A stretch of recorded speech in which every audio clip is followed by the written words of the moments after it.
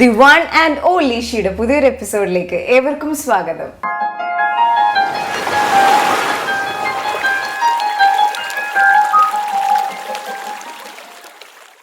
നമ്മൾ എന്നും കൊണ്ടുവരുന്ന ഗസ്റ്റുകൾ അവർ പല കാര്യങ്ങളിൽ ഫേമസ് ആയിരിക്കും. ഒന്നെങ്കിൽ അവരുടെ പാഷൻ ഫോളോ ചെയ്യുന്നത്, അല്ലെങ്കിൽ അവരുടെ പ്രൊഫഷൻ്റെ ബേസിൽ എല്ലാം അവർ ലൈം ലൈറ്റിൽ നിൽക്കുന്ന ആൾക്കാരായിരിക്കും.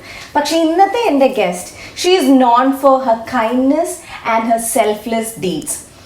വലിയ ഇൻട്രൊഡക്ഷൻ ഒന്നും ഞാൻ കൊടുക്കുന്നില്ല, കാരണം പുള്ളിക്കാരൻ നമുക്ക് എല്ലാവർക്കും ഫെമിലിയർ ആണ്. ഇപ്പം ഏറ്റവും കൂടുതൽ ചർച്ച ചെയ്യപ്പെടുന്ന വിഷയമാണ് ഹ്യൂമൻ ആനിമൽ കോൺഫ്ലിക്റ്റ്. അങ്ങനെ എവിടെ ചർച്ചയുണ്ടോ അവിടെ ആ മിണ്ടാപ്രാണികൾക്ക് ഒരു ശബ്ദം എന്ന രീതിയിൽ ഈ ഒരു വ്യക്തി അവിടെ ഉണ്ടായിരിക്കും. അപ്പൊ അത് മറ്റാരുമല്ല, the one and only Sali Varma. Welcome to the show ചേച്ചി. Thank you. യൂഷ്വലി ഞാൻ ഗസ്റ്റുകൾക്കൊക്കെ ചോദിക്കുന്നത് എങ്ങനെയുണ്ട്, ലൈഫൊക്കെ ഹാപ്പി ആയിട്ട് പോകുന്നു, അങ്ങനെയായിരിക്കും. പക്ഷെ ഞാൻ ചേച്ചിയുടെ ചോദിക്കാൻ പോകുന്നത്, how tired are you right now? അയ്യോ, തുടക്കത്തിൽ ഡോണ്ട് മേക്ക് മീ എമോഷണൽ. എനിക്ക് ആക്ച്വലി ഫസ്റ്റ് ഓഫ് ഓൾ ഈ ഒരു മേഖല, ഞാനിപ്പോൾ പ്രവർത്തിച്ചുകൊണ്ടിരിക്കുന്ന ഒരു മേഖല വളരെ ഡിഫിക്കൾട്ടായിട്ടുള്ളൊരു സംഭവമാണ്, പ്രത്യേകിച്ച് നമ്മുടെ നാട്ടിൽ കേരളത്തിൽ. കാരണം കേരളത്തിൽ ഈ ഒരു എന്താ പറയുക, സ്പീക്കിംഗ് അപ്പ് ഫോർ ആനിമൽസ്, ഇല്ലെങ്കിൽ മൃഗങ്ങൾക്ക് വേണ്ടി എന്തെങ്കിലും ചെയ്യാന്ന് പറയണത് ഒന്നില്ലെങ്കിൽ അതൊരു ആൾക്കാരൊരു ഹോബി ഇല്ലെങ്കിൽ ഒരു തമാശ എന്നുള്ള രീതിയിലാണ്. അതൊരു സീരിയസ് വർക്കായിട്ട് ഒരിക്കലും കാണുന്നില്ല. പിന്നെ മെയിനായിട്ടുള്ളൊരു കാര്യം എന്താണെന്ന് വെച്ചാൽ, നമ്മൾ ആനിമൽസിന് വേണ്ടി സംസാരിച്ചാൽ ഓട്ടോമാറ്റിക്കലി ആൻറ്റി ഹ്യൂമൻ, മനുഷ്യവിരോധി എന്നുള്ള ഒരു ടാഗാണ് വരാം. അപ്പോൾ അതാണ് അതിൽ ഏറ്റവും ഡിഫിക്കൽട്ടായിട്ടുള്ളൊരു കാര്യം. കാരണം എവിടെ പോയി സംസാരിച്ചാലും കിട്ടണ ആ ഒരു നെഗറ്റിവിറ്റി, ഞാൻ എന്തോ ലൈക്ക് ഒരു മനുഷ്യരുടെ ഭാഗം ഞാൻ ചിന്തിക്കണില്ല, മൃഗങ്ങൾക്ക് വേണ്ടി പറയണമെന്നുള്ള ഒരു രീതിയിൽ. അപ്പോൾ ഞാൻ ചാനൽ ഇൻ്റർവ്യൂസിനൊക്കെ പോകുമ്പോൾ ഞാൻ എപ്പോഴും പറയാറുണ്ട്, ഈ കാറ്റഗറൈസ് ചെയ്യരുത്. കാരണം പേരിട്ടിട്ട് അവർ എന്താണ് ഇത് ആനിമൽ ലവർ എന്ന് പറഞ്ഞു കൊടുക്കും. അപ്പോൾ ഈ ആനിമൽ ലവർ എന്ന് കൊടുക്കുമ്പോൾ അത് ഓട്ടോമാറ്റിക്കലി മേക്സ് യു ലൈക്ക് എന്തോ ഒരു ആൻറ്റി ഹ്യൂമൻ. അപ്പോൾ ഞാൻ പറയാം ആനിമൽ ലവർ അല്ലെങ്കിൽ മൃഗസ്നേഹി എന്ന് പറഞ്ഞിട്ട് ലൈക്ക് ആ ഒരു രീതിയിൽ ഡിസ്ക്രൈബ് ചെയ്യാണ്ട് someone who's looking for a solution അല്ലെങ്കിൽ വർക്കിംഗ് ടുവേർഡ്സ് എ സൊല്യൂഷൻ. അപ്പോൾ എന്നെ ഒരിക്കലും അങ്ങനെ ഒരു മൃഗസ്നേഹി ഇല്ലെങ്കിൽ ഒരു ആനിമൽ ലവർ എന്നായിട്ട് ഡിസ്ക്രൈബ് ചെയ്യണേക്കാളും ലൈക്ക് കാലങ്ങളായിട്ട് നമ്മുടെ നാട്ടിൽ ഒരു ഹ്യൂമൻ ഡോഗ് അല്ലെങ്കിൽ ഹ്യൂമൻ ആനിമൽ ഒരു കോൺഫ്ലിക്റ്റിന് അതിൻ്റെ ഒരു സസ്റ്റൈനബിൾ സൊല്യൂഷന് വേണ്ടി വർക്ക് ചെയ്യണ ഒരാൾ എന്നുള്ള രീതിയിലാണ്. അതവർ മനസ്സിലാക്കുന്നില്ലല്ലേ. നമ്മൾ ഈ സ്റ്റെറിലൈസേഷൻ എന്ന് പറയുമ്പോഴും അഡോപ്ഷൻ എന്ന് പറയുമ്പോഴും ആൾക്കാർ പറയും നമുക്ക് പ്രാന്ത, ആ രീതിയിലുള്ള ടാക്സ് ഒക്കെ തരും. പക്ഷെ ശരിക്കും സ്ട്രീറ്റിലെ ഡോഗ്സിന്റെ കൗണ്ട് കൂടുന്നത്, ആ പോപ്പുലേഷൻ കുറയ്ക്കാൻ വേണ്ടിയിട്ടാണ് ചേച്ചിയൊക്കെ വർക്ക് ചെയ്യുന്നത്. അത് ആൾക്കാർ റിയലൈസ് ചെയ്യുന്നില്ല. അല്ല, അത് വളരെ ഇമ്പോർട്ടൻ്റ് ആണ്. അതിൻ്റെ കൂട്ടത്തിൽ എന്താണെന്ന് വെച്ചാൽ, ഇപ്പോൾ ആൾക്കാരിപ്പോൾ കേരളത്തിൻ്റെ ഒരു കാര്യം പറഞ്ഞു കഴിഞ്ഞാൽ, കാലങ്ങളായിട്ട് കേരളത്തിൽ ഡോഗ്സിനെ കൊന്നുണ്ട്. ഒരു 2001-2 ഒക്കെ സമയത്ത്, ആ ഒരു സമയം വരയ്ക്കും ABC റൂൾസൊക്കെ വരണ സമയം വരയ്ക്കും ഇവിടെ സ്ഥിരം പഞ്ചായത്തുകളിലും മുനിസിപ്പാലിറ്റികളിലും പട്ടിപ്പിടുത്തക്കാരെ വിളിക്കും. ഏതെങ്കിലും ഒരു ഏരിയയിൽ പോയിട്ട് അവർ ആ ഏരിയയിലത്തെ ഡോഗ്സിനെയൊക്കെ കൊല്ലും. അപ്പോൾ ഈ കില്ലിങ് എപ്പോഴും ഇവിടെ നടന്നുകൊണ്ടിരിക്കുന്നതാണ്. അപ്പോൾ ഇത് കണ്ടാണ് ഇവിടുത്തെ ഡോഗ്സ്, ഇപ്പോൾ ഏതൊരു മൃഗത്തിനും അതിന് സർവൈവ് ചെയ്യണം എന്നാണ് ഈ ലോകത്തുള്ളത്. അതിനൊരു ഒരു വിൽ ടു സർവൈവ് ഉണ്ട്, സർവൈവൽ ഓഫ് ദ ഫിറ്റസ്റ്റ് എന്നൊക്കെ പറയണ പോലെ. അപ്പോൾ അതിന് ജീവിക്കാനുള്ളൊരു രീതിയിലേക്ക് അഡാപ്റ്റായി വരാ ചെയ്യാം. അപ്പോൾ കേരളത്തിൽ ഇപ്പോൾ ഒരു കുഞ്ഞൊരു പപ്പി സ്റ്റേജിലുള്ളൊരു ഡോഗ് തൊട്ട് കാണുന്നത്, അതിൻ്റെ ചുറ്റുമുള്ള അതിനോടും അതിൻ്റെ അമ്മയുടെ അടുത്തായാലും അതിൻ്റെ സിബ്ലിങ്സിൻ്റെ അടുത്തൊക്കെ ആൾക്കാർ ഒന്നില്ലെങ്കിൽ പേടിയോടെ ബിഹേവ് ചെയ്യണത്, ഇല്ലെങ്കിൽ ലൈക്ക് ഫിയർ, ഇല്ലെങ്കിൽ ആങ്കർ, ഇതിലൊക്കെ ബിഹേവ് ചെയ്യണ കാണുമ്പോൾ ആ ഡോഗ് റിയലൈസ് ചെയ്യണത് അത് മനുഷ്യനെ ഒരു ട്രസ്റ്റ് ചെയ്യാൻ പറ്റുന്ന ഒരു ഫ്രണ്ട് എന്നല്ലാണ്ട് അത് ഒരു ഫിയറോടെയാണ് മനുഷ്യനെ കാണുന്നത്. ആ ഒരു ഫിയർ കാരണമാണ് ഇവിടെ മിക്ക കേസസ് ഓഫ് ബൈറ്റ്സും നടക്കുന്നത്. കേരളത്തിൽ നമ്മൾ ബാക്കിയുള്ള ഇന്ത്യയിലത്തെ സ്ഥലങ്ങൾ കണക്കാക്കുകയാണെങ്കിൽ വളരെ കുറവ് സ്ട്രീറ്റ് ഡോഗ്സ് ഉള്ള ഒരു സ്ഥലമാണ് കേരളം. ബാംഗ്ലൂർ, നമ്മളിപ്പോൾ വേറെ ഏതൊരു സ്റ്റേറ്റിൽ, എൻ്റെ അനിയത്തി ബാംഗ്ലൂരാണ് താമസിക്കുന്നത്. ബാംഗ്ലൂരൊക്കെ പോകുമ്പോൾ അവൾ താമസിക്കുന്ന അപ്പാർട്ട്മെൻറ്റിൻ്റെ പുറത്ത് ഏകദേശം ഒരു 12 ഡോഗ്സ്, അവിടെ തന്നെ ജനിച്ചു വളർന്ന ഡോഗ്സ് ഉണ്ട്. അവരവിടെ തന്നെ ആൾക്കാർ ഫീഡ് ചെയ്യും, അവരെ വാക്സിനേറ്റ് ചെയ്യും, സ്റ്റെറിലൈസ് ചെയ്തിട്ട് ആ ഡോഗ്സ് അവിടെ ഉണ്ട്. അപ്പോൾ കുട്ടികൾ, ആ ഫ്ലാറ്റിലുള്ള കുട്ടികൾ ഇറങ്ങിപ്പോകുമ്പോൾ ഒക്കെ ഈ ഡോഗ്സായിട്ട് ഇടപഴകും. അവരവിടെ കിടക്കും, അവരുടെ മീതെ കൂടി കാല് വെച്ചിട്ടൊക്കെയാണ് സ്റ്റെപ്പ് ഇറങ്ങി പോകാൻ തന്നെ ഡോറ് തുറക്കുമ്പോൾ പുറത്ത് കിടക്കുന്നുണ്ടാവും. അപ്പോൾ അങ്ങനെയൊക്കെ ഇവിടെയാണെങ്കിൽ ഇവിടെ റോട്ടിലൊരു ഡോഗിനെ കാണുമ്പോഴത്തേക്ക് അപ്പം തന്നെ കല്ലെടുക്കുക, വടിയെടുക്കുക എന്നുള്ളൊരു ആറ്റിറ്റ്യൂഡാണ്. അപ്പോൾ ഈ ഡോഗിനെ കാണുമ്പോൾ നിങ്ങൾ ഉപദ്രവിക്കരുത് എന്ന് പറയണത് ബേസിക്കലി അത് ആൾക്കാർക്കും കൂടിയിട്ട് വേണ്ടിയിട്ടാണ് പറയണേ. അതായത് എനിക്ക് ഒരു ആഗ്രഹവും ഇല്ല കേരളത്തിൽ എന്താ ഡോഗ്സ് കുട്ടികളെ കടിക്കണമെന്നോ. എനിക്കൊരു മോനുണ്ട്. അപ്പോൾ ഈ ഓരോ ബൈറ്റ് കേസിനെ പറ്റി കേൾക്കുമ്പോൾ ലൈക്ക് അത്ര ഒരു ഞാൻ അമ്മയുടെ അടുത്ത് ന്യൂസ് ഇടരുതെന്ന് എപ്പോഴും വീട്ടിൽ പറയും. കാരണം ഇപ്പോൾ ചാനൽ ന്യൂസ് ഓണാക്കി കഴിഞ്ഞാൽ തെരുവ് നായ ആക്രമണം എന്ന് പറഞ്ഞിട്ടുള്ള വാർത്തകൾ മാത്രമാണ്. അപ്പോൾ എനിക്കത് കേൾക്കുമ്പോൾ അത്രയധികം വിഷമമുണ്ട്. കാരണം ഇത് കാലങ്ങളായിട്ട് ഇതിൻ്റെ സൊല്യൂഷന് വേണ്ടി പറഞ്ഞിട്ടും ആ ഒരു എന്താ ഒരു പ്രോപ്പർ സൊല്യൂഷൻ എന്നുള്ള രീതിയിൽ നീങ്ങാണ്ട് നമ്മൾ വീണ്ടും മുമ്പ് ചെയ്തിരുന്ന കാര്യങ്ങൾ തന്നെ ചെയ്തിട്ട് ഇതൊരു എന്താ സർക്കിളിൽ പോയിക്കൊണ്ടിരിക്കുക ചെയ്യണേ. കൂടുതലും നമ്മൾ ഡോഗ്സിനോട് ബാഡായിട്ട് ബിഹേവ് ചെയ്താൽ ബൈറ്റ്സ് കൂടെ തന്നെയാണ് ചെയ്യുള്ളൂ.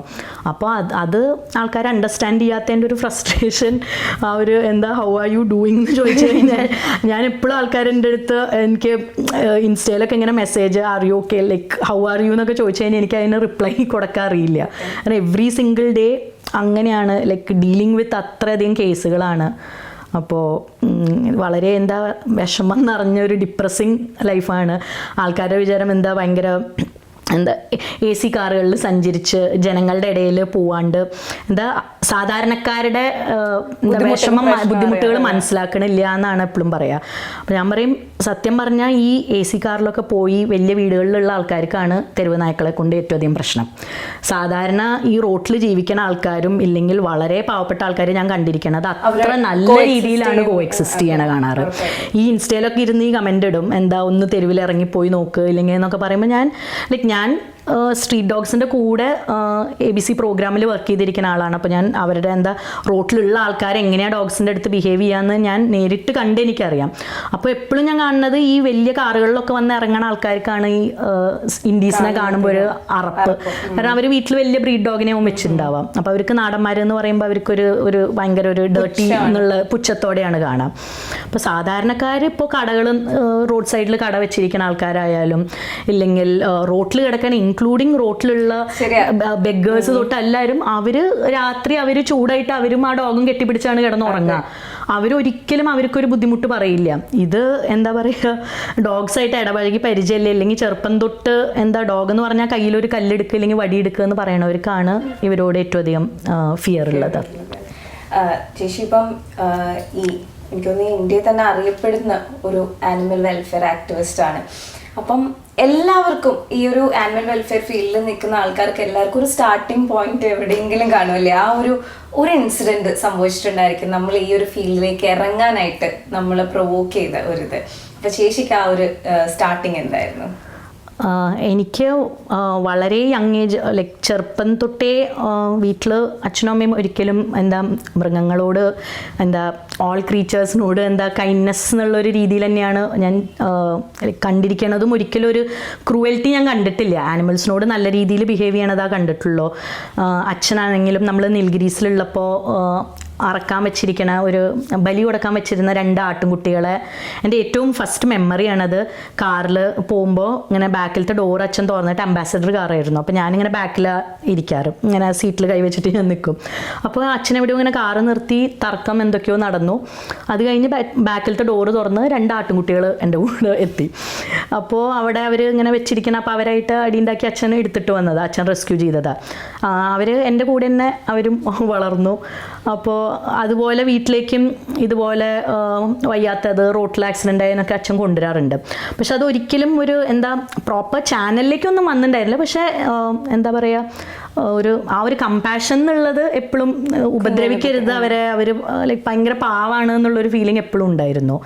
പിന്നെ അത് കഴിഞ്ഞ് കേരളത്തിലേക്ക് നമ്മൾ വന്നപ്പോഴാണ് ലൈഫിൽ അങ്ങനെ ഒരു എന്താ ഫസ്റ്റ് ഒരു ക്രൂവൽറ്റി ഒരു ഇൻസിഡൻറ്റ് കാണുന്നത്.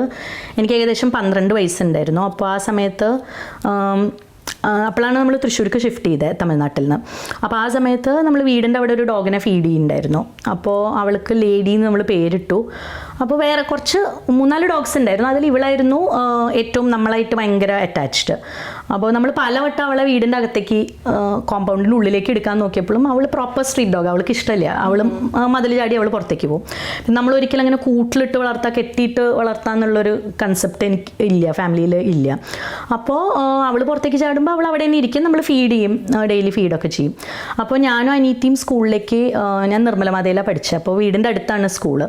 അപ്പോൾ സ്കൂളിലേക്ക് നമ്മൾ നടന്നു പോകുമ്പോൾ ഇവൾക്കൊരു ഹാബിറ്റ് ഉണ്ട്, ഇവൾ നമ്മുടെ കൂടെ ഒരു 5 minutes ഉള്ള സ്കൂളിലേക്ക് പോകാൻ ഇവൾ നമ്മുടെ കൂടെ പിന്നാലെ നടക്കും. സ്കൂളിൻ്റെ അവിടെ എത്തിക്കഴിഞ്ഞാൽ നമ്മൾ ഗേറ്റിൻ്റെ ഉള്ളിലേക്ക് പോയി കഴിഞ്ഞാൽ ഇവൾ ഒന്നില്ലെങ്കിൽ അവിടെ കിടക്കും, ഇല്ലെങ്കിൽ ആ ഏരിയയിൽ തന്നെ ഉണ്ടാവും. നമ്മൾ സ്കൂൾ കഴിയണ കറക്റ്റ് അവൾക്ക് ടൈം അറിയാം. ആ ടൈം ആകുമ്പോൾ നമ്മൾ സ്കൂൾ കഴിഞ്ഞ് ഇറങ്ങുമ്പോൾ അവൾ അവിടെ വീണ്ടും പുറത്തുണ്ടാവും, എന്നിട്ട് നമ്മുടെ കൂടെ വീട് വരയ്ക്കും നടന്നു വരും. അപ്പോൾ ഇതൊരു സ്ഥിരം ഷെഡ്യൂളായിരുന്നു. ഒരു ദിവസം ഞാനും അനിയത്തിയും സ്കൂൾ വിട്ടിട്ട് പുറത്തേക്ക് വരുന്ന സമയത്ത് ഇവളെ ആ ഭാഗത്ത് എവിടെയും കണ്ടില്ല. അപ്പോൾ ഞാൻ ആ സെക്യൂരിറ്റി ചേട്ടൻ്റെ അടുത്ത് ചോദിച്ചു, ലേഡി ഇല്ലേ, ഇന്ന് വന്നില്ല അവൾ? ചേട്ടൻ പറഞ്ഞു ഇവിടെ ഉണ്ടായിരുന്നുള്ളൂ മോളെ, ഇപ്പോൾ പോയുള്ളൂ, കുറച്ചും അവൾ പോണ കണ്ടോ അതിലെ പോയി എന്ന് പറഞ്ഞു. അപ്പോൾ അങ്ങനെ എന്താ പറയുക, എൻ്റെ മൈൻഡിൽ അങ്ങനെ ഒരിക്കലും ഒരു നെഗറ്റീവായിട്ടുള്ളൊരു തോട്ടൊന്നും ആ സമയത്ത് വന്നിട്ടുണ്ടായിരുന്നില്ല. അപ്പോൾ ഞാനും അനീത്തിയുടെ കൈ പിടിച്ചിട്ട് ഞാനിങ്ങനെ നടക്കുകയാണ്. നടക്കുമ്പോൾ ഇങ്ങനെ കുറച്ച് ദൂരം മുന്നോട്ട് പോയപ്പോൾ നമ്മുടെ സൈഡിൽ കൂടി ഇങ്ങനെ നല്ല സ്പീഡിൽ ഒരു 2-wheeler, ഒരു സ്കൂട്ടർ ഇങ്ങനെ പോയി. അപ്പോൾ സ്കൂട്ടർ പോകുമ്പോൾ 2 പേര് ഇരിക്കുന്നുണ്ട് സ്കൂട്ടറിൽ. അപ്പോൾ ഇങ്ങനെ ഒരു തിരിവുണ്ട്, എൻ്റെ വീട്ടിലേക്കുള്ള റോട്ടിലേക്ക് ഒരു തിരിവുണ്ട്. അപ്പോൾ ഇങ്ങനെ ആ തിരുവിൻ്റെ അവിടേക്ക് അവരിങ്ങനെ വണ്ടി നമ്മുടെ മുമ്പ് കൂടി തിരിഞ്ഞപ്പോഴാണ്, ഇങ്ങനെ സൈഡിൽ കൂടി പോയപ്പോൾ എനിക്ക് ക്ലിയർ ആയിട്ട് കണ്ടില്ല, തിരിഞ്ഞപ്പോൾ കണ്ട ആ ഫ്രണ്ടിലിരിക്കുന്ന ആളുടെ മുമ്പിൽ ഇങ്ങനെ ഒരു എന്തോ ഇങ്ങനെ ഒരു വലിയൊരു സാധനം ഇങ്ങനെ ഫ്രണ്ടിൽ എന്തോ ഉണ്ട് ആ സ്കൂട്ടറിൽ. ഞാൻ ശ്രദ്ധിച്ച് നോക്കിയപ്പോഴാണ് ഒരു കുഞ്ഞു മല പട്ടികൾ, ഒരു കൊന്നിട്ട് ഡെഡ് ഡോഗ്സ് ഇങ്ങനെ പൈൽ ചെയ്തിട്ട് സ്കൂട്ടറിൻ്റെ ഫ്രണ്ടിൽ വെച്ചിട്ടുണ്ട്. 2 പേര് സ്കൂട്ടറിൽ, നെറ്റൊക്കെ ആയിട്ടുള്ള ഒരാളാണ് ബാക്കിലിരിക്കണേ. അപ്പം അന്ന് എനിക്ക് എന്താണ് ഈ പട്ടിപ്പിടുത്തം എന്നൊന്നുള്ളൊരു ഐഡിയ ഇല്ല. അപ്പോൾ ഈ വണ്ടി പോണ കണ്ട ഉടനെ ലൈക്ക് എന്തോ ഹാംഫുൾ ആണ് എന്ന് പറഞ്ഞിട്ട് ഞാനും അനിയത്തി ഓടാൻ തുടങ്ങി ഇവരുടെ പിന്നാലെ. ഓടുമ്പോൾ നമ്മൾ കണ്ടത് ഈ അവൾ ഫ്രണ്ടിൽ ഓടുണ്ടായിരുന്നു. അവളുടെ അവിടെ നമ്മളെത്തനേക്കാളും മുമ്പ് ഈ 2-wheeler എൻ്റെ വീടിൻ്റെ മുമ്പ് വരയ്ക്കും അവൾ എത്തി. എൻ്റെ വീടിൻ്റെ മുമ്പിൽ വെച്ചിട്ട് ഇവർ 2 പേരും ചാടി ഇറങ്ങി, ജസ്റ്റ് നമ്മൾ ഓടി എത്തുമ്പോൾ എൻ്റെ മുമ്പിൽ വെച്ചിട്ട് ഇവളെ അവരങ്ങനെ ഒരു മറ്റേ വയർ ലൂപ്പ് എന്നൊക്കെ, ഇപ്പോൾ അന്ന് എനിക്ക് വയർ ലൂപ്പ് എന്താണെന്ന് ക്യാച്ച് പോളൊന്നും അറിയില്ല, അത് വെച്ചിട്ട് എടുത്തു. എൻ്റെ മുമ്പിൽ വെച്ചിട്ട് അവർ കൊന്നു. അവരെ കൊന്നിട്ട് അന്ന് ഇഞ്ചക്ഷൻ കൊടുത്തിട്ടാണ് അവർ ഇഞ്ചെക്ട് ചെയ്തു. എന്തോ ഇഞ്ചെക്ട് ചെയ്ത് 2 സെക്കൻഡിൽ അവൾ അങ്ങനെ ലിമ്പായി അവളുടെ ബോഡി എടുത്തിട്ട് ആ മറ്റേ ഡോഗ്സിൻ്റെ കൂടെ അവർ ഇട്ടു. അപ്പോൾ അന്ന് അത് കഴിഞ്ഞിട്ട് ലൈക്ക് നമ്മളിങ്ങനെ ആകെ ഷോക്ക് അടിച്ചിട്ടാണ് ഞാൻ നിൽക്കണേ. ആ സമയത്ത് വേറെ നമ്മൾ ഫീഡ് ചെയ്യുന്ന 2-3 ഡോഗ്സ് കുരച്ചിട്ട് ഇവരുടെ അടുത്തേക്ക് ഓടി വന്നു. അപ്പോൾ അവരെ ക്യാച്ച് ചെയ്യാൻ പോകുമ്പോഴത്തേക്ക് അച്ഛൻ പുറത്തേക്ക് വന്നു. ഗേറ്റിൽ നിന്ന് അച്ഛൻ വന്നിട്ട് ആ ടോമി എന്ന് പറഞ്ഞൊരു പയ്യനും ഉണ്ടായിരുന്നു, വേറൊരു ഡോഗും, ഒരു ഫീമെയിലും കൂടി ഉണ്ടായിരുന്നു. അവരെ 2 പേരെയും നമ്മുടെ കോമ്പൗണ്ടിൻ്റെ ഉള്ളിലേക്ക് അച്ഛനാക്കിയിട്ട് ഗേറ്റ് അടച്ചു.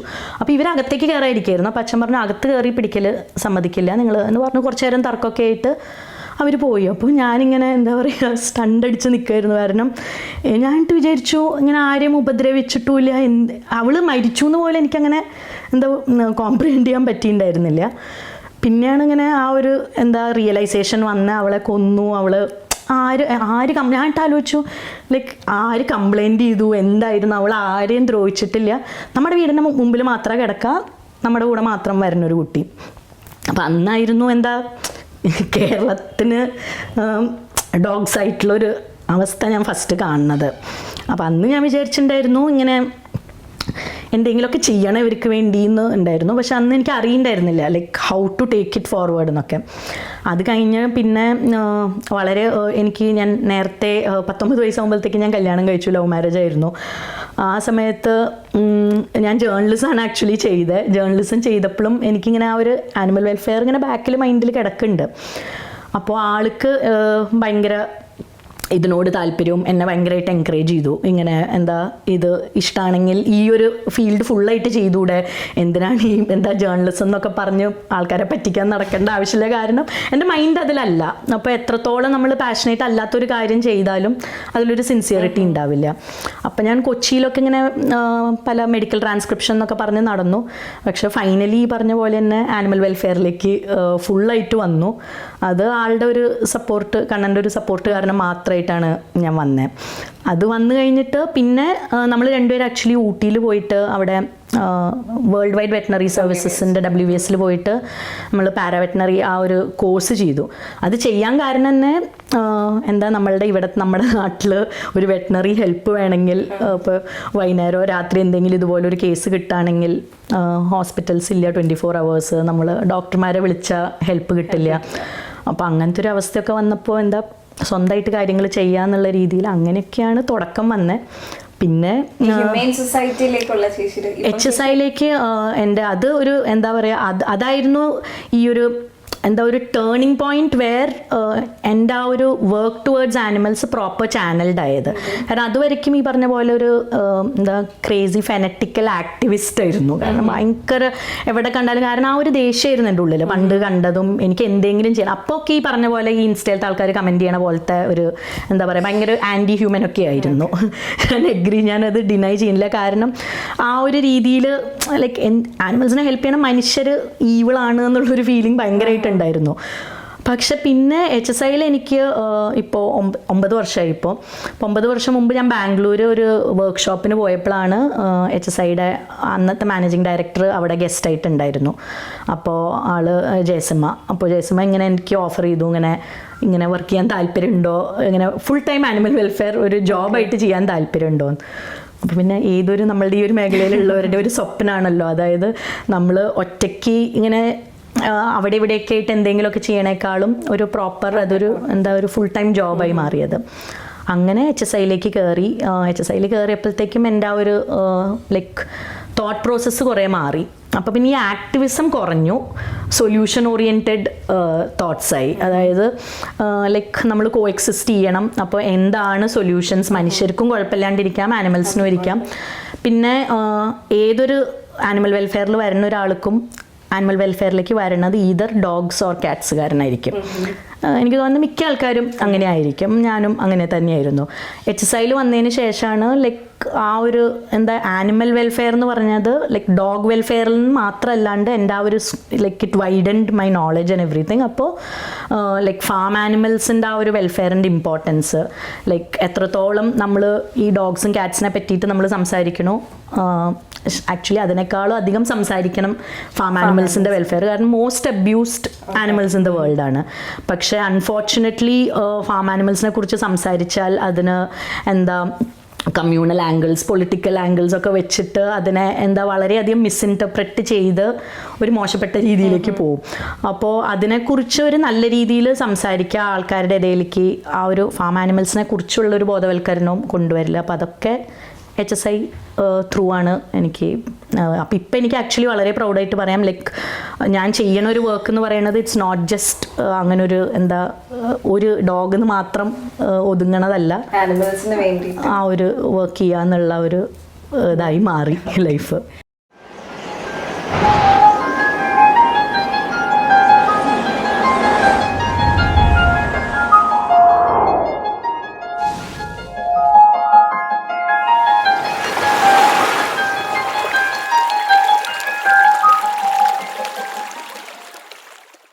എന്ത് ചർച്ച വന്നാലും ന്യൂസ് ചാനൽസിലായിക്കോട്ടെ എല്ലായിടത്തും അവർ ചേച്ചീനെ ഉറപ്പായിട്ടും വിളിക്കും ആ ഒരു ചർച്ചയിൽ പങ്കെടുക്കാൻ വേണ്ടിയിട്ട്.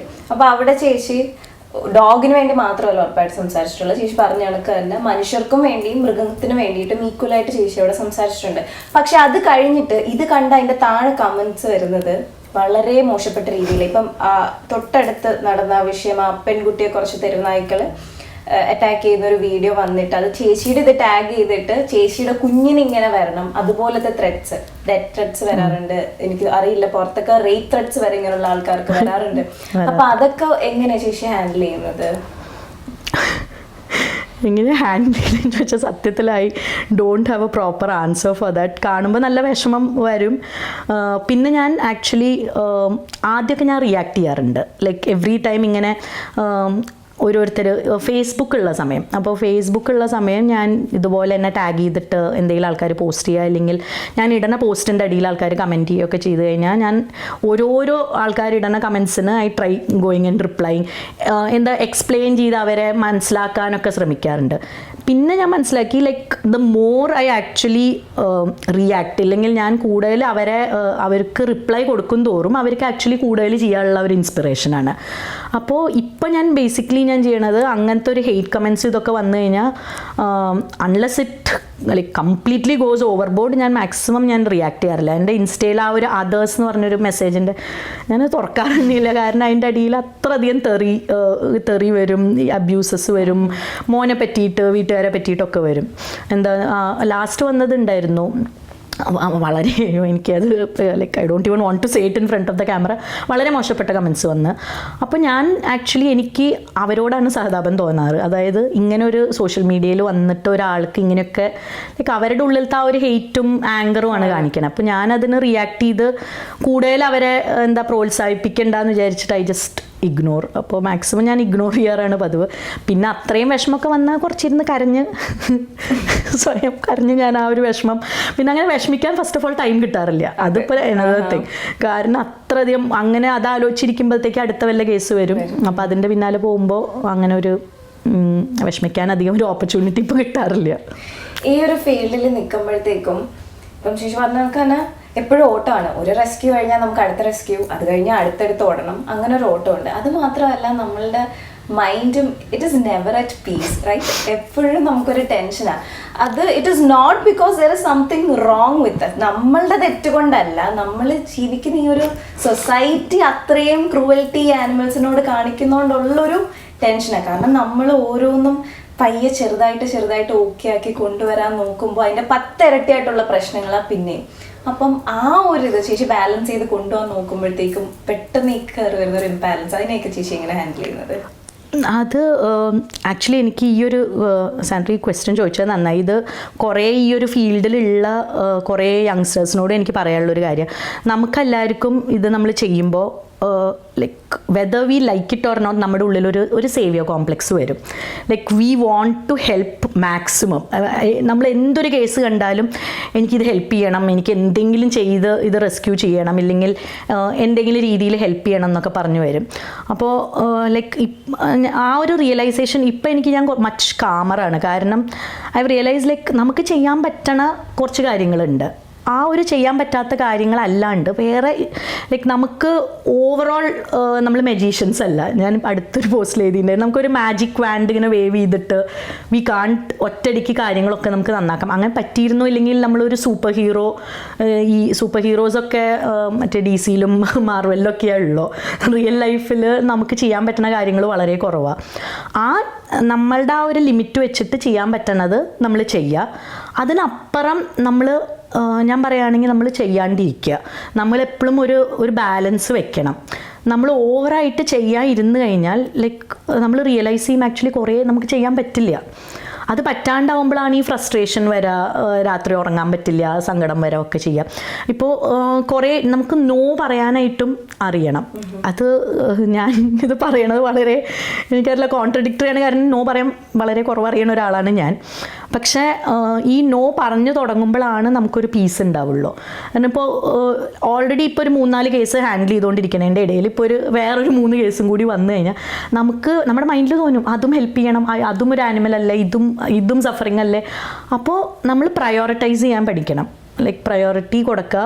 ലൈക്ക് ഏതെങ്കിലും ഇപ്പോൾ ഇവിടെ അടുത്തുള്ളത് എനിക്ക് ഡയറക്റ്റായിട്ട് ഹെൽപ്പ് ചെയ്യാൻ പറ്റുന്ന ഒരു കേസാണെങ്കിൽ ആ കേസിന് ലൈക്ക് പോയി ചെയ്യാം.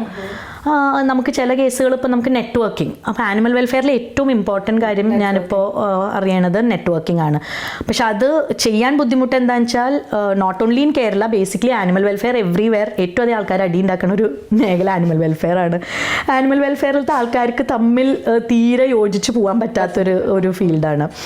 അപ്പോൾ ഞാൻ എപ്പോഴും ഞാൻ ആലോചിക്കുന്ന ഒരു കാര്യമാണ്, സ്വന്തം സ്പീഷീസിനോട് കമ്പാഷനും കൈൻഡ്നെസ്സും കാണിക്കാൻ പറ്റാത്ത ആൾക്കാർ നമ്മളെങ്ങനെ വേറൊരു ആൾക്കാരുടെ അടുത്ത് പോയിട്ട് നിങ്ങൾ മൃഗങ്ങളോട് കൈൻഡ്നെസ് കാണിക്കുമെന്ന് പറയാം. അപ്പോൾ ആനിമൽ വെൽഫെയറിലത്തെ ആൾക്കാർ തമ്മിൽ ആക്ച്വലി നല്ലൊരു യൂണിറ്റിയിൽ വർക്ക് ചെയ്യുകയാണെങ്കിൽ like all over the state നമുക്ക് നല്ല രീതിയിൽ കോർഡിനേറ്റ് ചെയ്തിട്ട് കാര്യങ്ങൾ ചെയ്യാം. പക്ഷേ ഓരോരുത്തർക്ക് ഇപ്പോൾ ലൈക്ക് ഇത് എൻ്റെ റെസ്ക്യൂ ഇല്ലെങ്കിൽ എൻ്റെ കേസ് എന്നൊക്കെ പറഞ്ഞ് ഓരോരുത്തർക്ക് അങ്ങനെ ഉണ്ടാകുമ്പോഴാണ് ഡിഫിക്കൽട്ടി. എപ്പോഴും ലൈക്ക് ഇൻസ്റ്റെഡ് ഓഫ് നമ്മളെ പറ്റി ആലോചിക്കാണ്ട് ആ ഒരു ആനിമലിൻ്റെ കാര്യം ആലോചിച്ചിട്ട് നെറ്റ്വർക്കിംഗ് ആയിട്ട് ചെയ്യുക. പിന്നെ വേറൊരു ഇമ്പോർട്ടൻ്റ് ഒരു കാര്യം like not every animal needs to be rescued or saved. അത് വളരെ ഇമ്പോർട്ടൻ്റ് ആയിട്ടുള്ളൊരു കാര്യമാണ്. കാരണം ഞാൻ കുറേ കണ്ടിരിക്കുന്ന ഒരു സംഭവമാണ്, റോട്ടിലിപ്പോൾ കുറച്ച് പപ്പീസിനെ കണ്ടു കഴിഞ്ഞാൽ അപ്പം തന്നെ ആൾക്കാർക്ക് അയ്യോ അതിനെ സേവ് ചെയ്യണം. അപ്പം ഞാൻ ഇടയ്ക്കും കോൾ വരുമ്പോൾ ഞാൻ ചോദിക്കും അപ്പോൾ അമ്മ പട്ടി ഉണ്ടോ എന്ന് ചോദിക്കുമ്പോൾ പറയും മദർ ഡോഗ് ഉണ്ട്, പക്ഷെ അത് എന്താ റോഡ് വണ്ടികളൊക്കെ ഉള്ളൊരു ഏരിയ ആണ്, സേഫ് അല്ല. അപ്പോൾ നമ്മൾ ഒരിക്കലും ലൈക്ക് അൺലെസ് ഒരു ഫാമിലി റെഡി ആയിട്ട് അഡോപ്റ്റ് ചെയ്യാനൊരു 5 ഫാമിലീസ് ഉണ്ട്, നല്ല ഹോംസ് ഉണ്ട്, അവർ ഈ ഡോഗ്സിനെ എടുക്കാൻ റെഡിയാണ്. അപ്പോൾ നമുക്ക് വേണമെങ്കിൽ റോട്ടിൽ നിന്ന് ആ ഡോഗിനെ എടുത്ത് വാക്സിനേറ്റ് ചെയ്ത് സ്റ്റെറിലൈസ് എന്തെങ്കിലും ചെയ്തിട്ട് ആ ഫാമിലിക്ക് അഡോപ്ഷന് കൊടുക്കാം. നമ്മൾ ഈ റോട്ടിൽ നിന്ന് എടുത്തിട്ട് ആൾക്കാരെന്താ ചെയ്യുക വെച്ചാൽ അപ്പം തന്നെ റെസ്ക്യൂവേഴ്സ് എന്ന് പറഞ്ഞിട്ട് വിളിക്കും. അവരുടെ വിചാരം എന്താ ശമ്പളമൊക്കെ വാങ്ങി ഗവൺമെൻറ് ഉദ്യോഗസ്ഥർ എന്നുള്ള രീതിയിലാണ് വിളിച്ചിട്ട്, വരുന്നില്ലേ എത്ര വട്ടമായി വിളിക്കണേ, വന്ന് എടുത്തിട്ട് പോകുന്നുള്ള രീതിയിൽ പറയും. എടുത്തിട്ട് എങ്ങോട്ട് കൊണ്ടുപോകാനാണ്. പിന്നെ ഈ ഒരു ഷെൽട്ടർ കൺസെപ്റ്റ്, അപ്പോൾ എൻ്റെ ഒരു അഭിപ്രായത്തിൽ ഞാൻ തീരെ സപ്പോർട്ട് ചെയ്യാത്തൊരു കാര്യമാണ് shelters are only for sick and injured animals. ഇല്ലെങ്കിൽ ഇപ്പോൾ ഒരു ABC പ്രോഗ്രാം ചെയ്യുന്നുണ്ടെങ്കിൽ ഒരു ആനിമൽ ബർത്ത് കൺട്രോൾ പ്രോഗ്രാംസിൽ അവരെ സർജറി കഴിഞ്ഞിട്ട് റിക്കവറിക്ക് വെക്കണ ഒരു സ്ഥലമുണ്ട്. ആ ഒരു റിക്കവറി കഴിഞ്ഞിട്ട് അവരെ തിരിച്ച് റിലീസ് ചെയ്യണം, same area where they are caught. ഈ റോട്ടിൽ നിന്ന് ഡോഗ്സിനെ മൊത്തം എടുത്ത് മാറ്റുക എന്നുള്ളത് ഒരിക്കലും ഒരു സൊല്യൂഷനും അല്ലാതെ ചെയ്യാൻ പാടില്ല. ഡോഗ്സ് അത് അവിടെ തന്നെ ഇരിക്കട്ടെ, അവരുടെ ടെറിട്ടറിയിൽ. നമ്മൾ ഒരു കോ എക്സിസ്റ്റൻസ് എന്ന് പറയുന്നത് എന്താ, ആ ഒരു ഏരിയയിലത്തെ ഞാൻ ആൾക്കാരോട് പറയും, അവർക്ക് ഇപ്പോൾ ഫീഡ് ചെയ്യുന്നുണ്ടെങ്കിൽ നിങ്ങൾ ഫീഡ് ചെയ്യുക, അത് കഴിഞ്ഞിട്ട് വാക്സിനേറ്റ് ദോസ് ഡോഗ്സ്. നിങ്ങൾ ചുറ്റുമുള്ള ആൾക്കാരോ കടക്കാരോടൊക്കെ പറയാം നമ്മൾ ഈ ഡോഗ്സിന് ഫുഡ് കൊടുക്കുന്നുണ്ട്, നമ്മൾ വാക്സിനേറ്റ് ചെയ്തിട്ടുണ്ട്, അവർ നിങ്ങളെ ഉപദ്രവിക്കില്ല. അങ്ങനെ എന്താ ലൈക്ക് കമ്മ്യൂണിറ്റി ഡോഗ്സ് എന്നൊക്കെ പറഞ്ഞാൽ ബാംഗ്ലൂരൊക്കെ അങ്ങനെയാണ്, കമ്മ്യൂണിറ്റി ഡോഗ്സ് ഉണ്ടാവും. അപ്പോൾ like dogs are also fine, people are also happy, അങ്ങനെ പോകും. പക്ഷെ ആൾക്കാർക്ക് കണ്ടു കഴിഞ്ഞാൽ ലൈക്ക് എടുത്തിട്ട് പോകും പപ്പീസ് എന്ന് പറഞ്ഞിട്ട് ഈ പപ്പീസിനെ ഷെൽട്ടറുകളിലേക്ക് കൊണ്ടുപോകും. ഷെൽട്ടറിൽ പോയി കഴിഞ്ഞാൽ അവർക്ക് പാർവോ, ഡിസ്റ്റംബർ, പല അസുഖങ്ങളും വന്ന് ദേ ഡോണ്ട് സർവൈവ്. ആൻഡ് ഈ എടുക്കണ ഡോഗ്സിന് മുഴുവനായിട്ടുള്ള ഹോംസ് ഇല്ലെങ്കിൽ there should be people who are ready to adopt indies. ഇവിടെ ലൈക്ക് ബ്രീഡ് ക്രേസ് ആയിട്ട് നടക്കുന്ന സ്ഥലത്ത് ലൈക്ക് ഇൻഡി ഡോഗ്സിനോ അത്രയും അഡോപ്ഷൻ കുറവുള്ളിടത്തോളം കാലം like taking animals out of the street is not entirely correct. അപ്പോൾ ഇങ്ങനത്തെ കുറേ കാര്യങ്ങളുണ്ട്.